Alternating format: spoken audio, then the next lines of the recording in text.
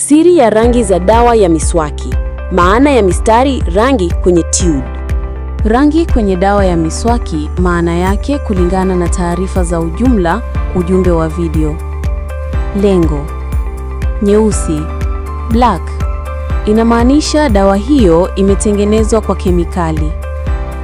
Lengo: kuwaonya watumiaji kuhusu matumizi ya kemikali kali. Blue, inamaanisha dawa hiyo imetengenezwa kwa mchanganyiko wa asili, natural, na dawa ama kemikali. Lengo: kuonyesha mchanganyiko wa kawaida unaotumika zaidi. Nyekundu inamaanisha dawa hiyo imetengenezwa kwa mchanganyiko wa asili na kemikali, kiasi kikubwa zaidi kuliko blue. Lengo: kuonyesha umuhimu wa kuangalia uwiano wa mchanganyiko. Kijani inamaanisha dawa hiyo imetengenezwa kwa vipengele vya asili pekee. Lengo: kuhimiza matumizi ya dawa za asili kwa afya bora. Naam, ndiyo hivyo.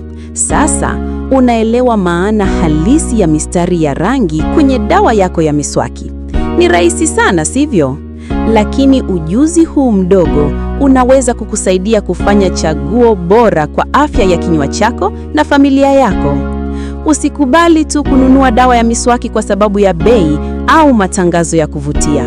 Angalia nyuma ya chupa, soma ile mistari midogo na uchague kwa akili.